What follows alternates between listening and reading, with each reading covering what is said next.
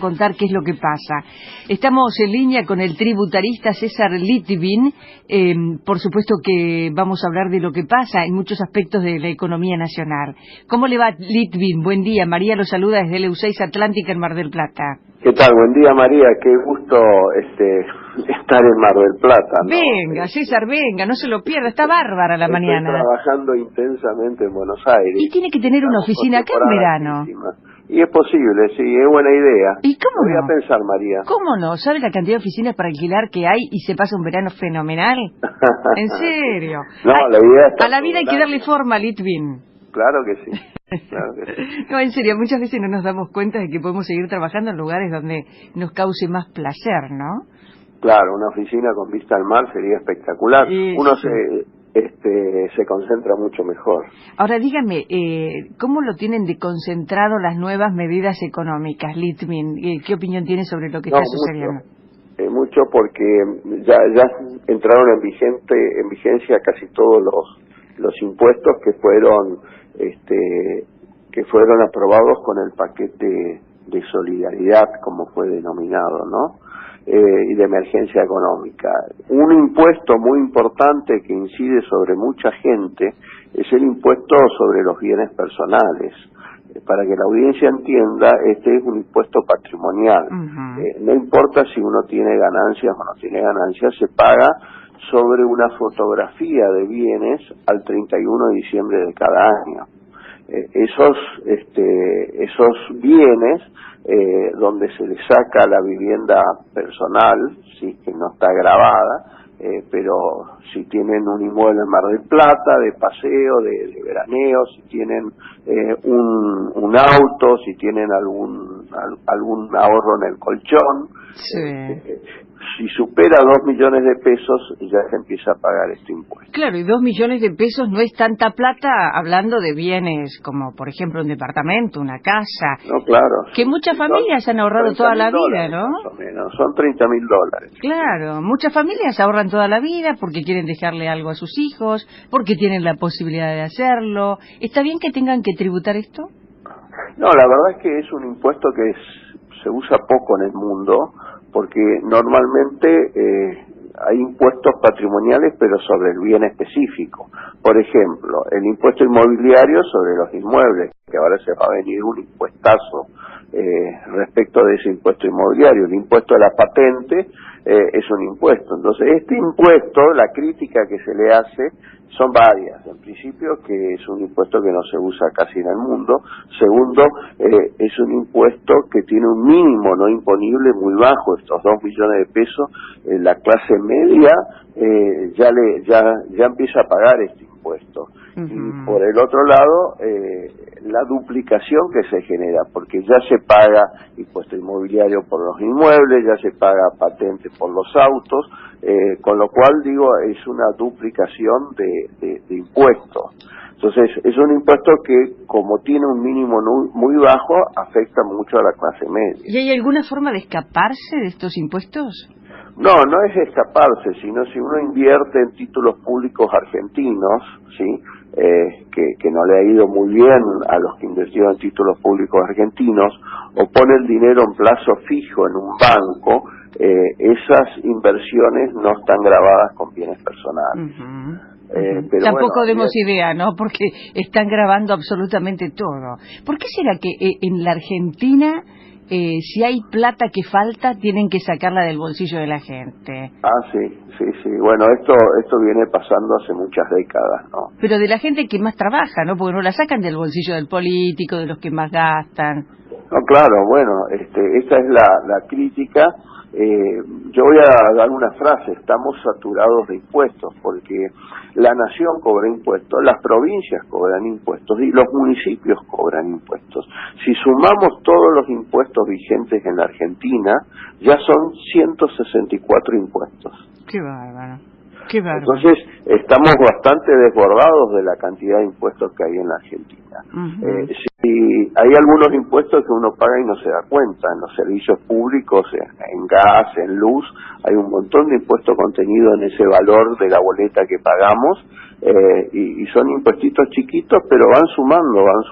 Pero fíjese, Litvin, discúlpeme que lo interrumpa, ¿no? Pero trabajar también implica pagar un impuesto, el impuesto a las ganancias. Sí, el impuesto a las ganancias se paga a partir de determinado mínimo no imponible. Qué bajo, porque una persona que, no sé, ¿en dónde está el mínimo ahora? ¿60 y pico, 70?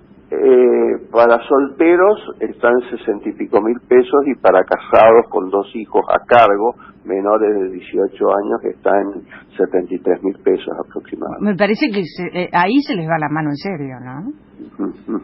Sí, ese impuesto a las ganancias sobre los salarios existe en todas partes del mundo. La clave es el mínimo no imponible. ¿Qué significa mínimo no imponible en lo que es un salario? Los primeros montos que uno tiene que destinar a la vivienda, a la alimentación, a la vestimenta, incluso al ocio, ¿sí?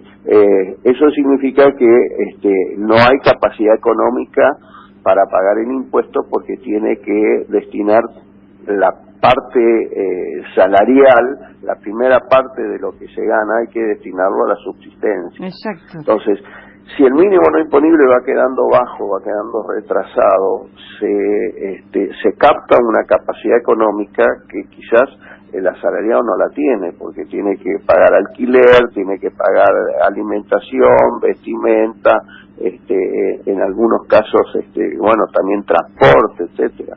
Entonces digo, lo importante es que exista este impuesto a las ganancias, pero a partir del mínimo no imponible mucho más alto, ¿no? Estamos hablando con César Litvin, CEO del estudio Lisicki, Litvin y Asociados.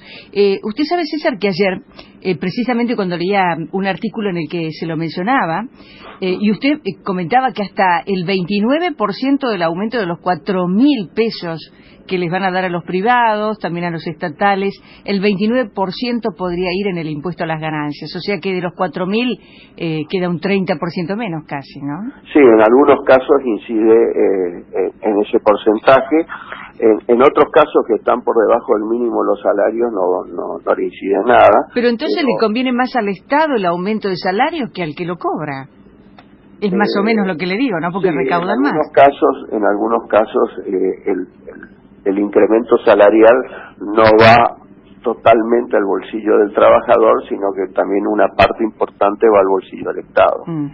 Igual cuando aumentan las naftas, ¿no? También se recauda más por el aumento de las naftas. Exacto. ¿Y qué me cuenta del impuesto al turismo, no? Del 30%, no sé, país solidario, ¿qué nombre le pone? El impuesto se llama impuesto país, que es para una Argentina solidaria e inclusiva. Es un impuesto que distorsiona muchas transacciones. Aquel que quiere comprar el tope que tiene de $200 va a tener que pagar el impuesto país. Pero hay que entenderlo bien, porque hay mucha confusión. No significa que los $200 salen un 30% más, ¿sí? Que uno le cuesta 260. Lo que hay que calcular cuando uno compra un pasaje al exterior o gasta con tarjeta de crédito en el exterior, que a eso apunta este impuesto, lo que hay que calcular es que se toma un tipo de cambio de dólar oficial, por ejemplo 63, ¿sí? Sí. Y con esos 63 se le multiplica por el 30%. O sea que de alguna manera este impuesto país lo que hace es equiparar el valor del dólar oficial al dólar blue. Claro. Ahora, yo pensaba también el otro día cuando leía otro artículo sobre este tema, el 30% del impuesto al turismo.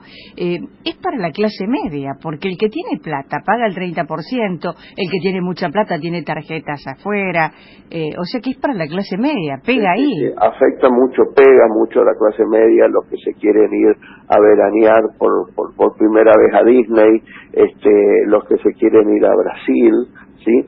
O sea que no tenemos el derecho de decidir dónde pasar unas vacaciones, si es que podemos, ¿no? El derecho lo tiene, pero sale más caro. Claro, bueno, pero si te lo cobran más caro y vos tenés el derecho, pero no tenés la plata, claro. te pegan en las piernas.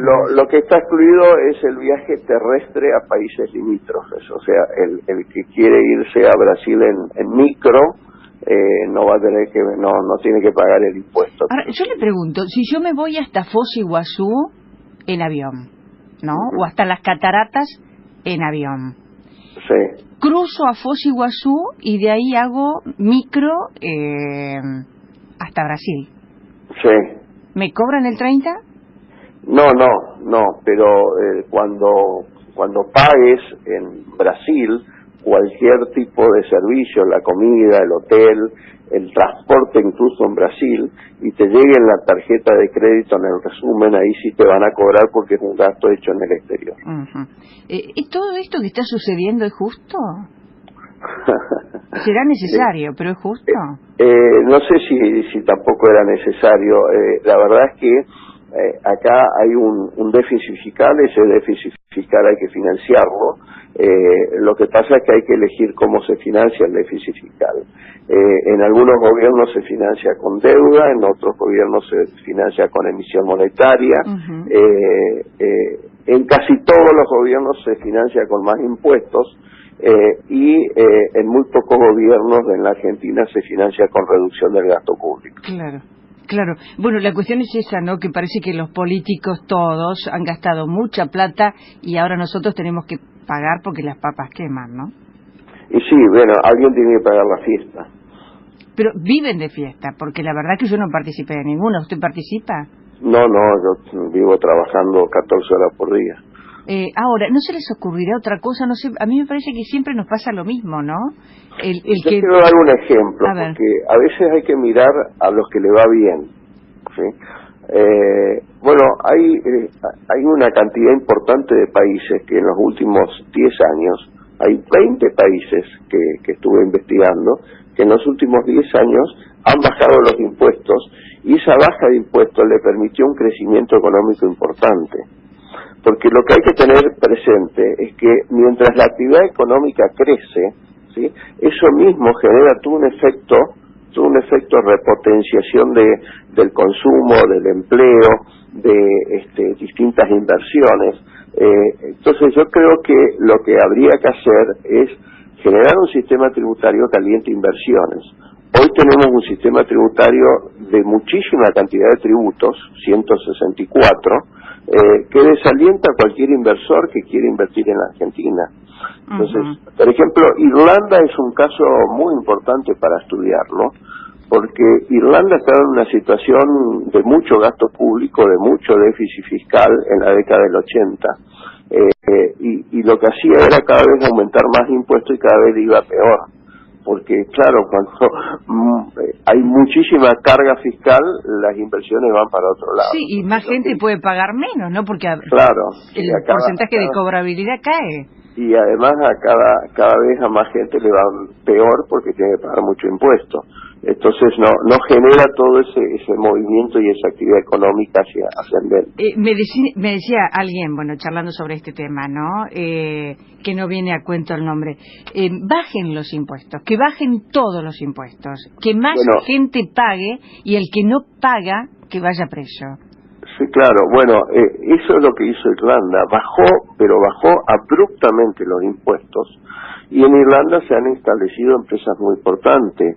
Apple está en Irlanda, Google está en Irlanda. Es decir, empresas que generaron muchísimos puestos de trabajo. Esto generó más actividad económica. Irlanda se convirtió en un paraíso, pero en un paraíso productivo. Y hoy en día la situación económica de Irlanda es próspera. ¿Y por qué no lo hacemos acá? ¿Qué es lo que pasa? Porque no solamente hay que bajar impuestos, porque en la primera etapa de baja de impuestos baja la recaudación, hasta que empiezan a llegar inversiones y empieza a mover. Entonces lo que hay que hacer es una baja de impuestos con una baja muy muy grande del gasto público. Lo hizo Portugal también. No hay alternativa. A ver, esto es como una economía familiar. María, si en tu casa gastás más de lo que te ingresa por tu trabajo, en algún punto vas a tener que hacer un ajuste tu gasto. Si gastás mucho con tarjeta de crédito, si gastás mucho saliendo a comer afuera, estando en muchas fiestas, bueno, en algún punto cuando llega la cuenta y nadie te va a prestar más, vas a tener que hacer alguna cosa. Ahora, faltan gestos políticos, yo creo que también faltan gestos políticos, le están pidiendo mucho a la gente y falta que la política también tenga gestos de solidaridad. Sí, yo creo que sí, creo que algunos intendentes están empezando a ver esto y están empezando a producir sus propias dietas, pero es una mínima proporción de lo que hace falta. César, porque falta gesto político, es decir, hagamos todo el esfuerzo. Los contribuyentes pagando más impuestos, pero también el Estado achicándose y bajando mucho el gasto de la política, de diputados, de senadores, de viáticos, de gasto del Estado superfluo. Hay un informe del BID que dice que el 7% del gasto público en la Argentina es improductivo. Sí, tristísimo pero real. Litvin, bueno, lo invitamos a abrir oficinas en Mar del Plata en verano para trabajar con más fresquito, con otra vista. Puede hacerlo, inviertan en Mar del Plata también. Lo voy a pensar, es una ciudad maravillosa, a mí me encanta. Seguro que sí, gracias César. Adiós, un gusto hablar con usted. Que tenga un buen año, hasta luego.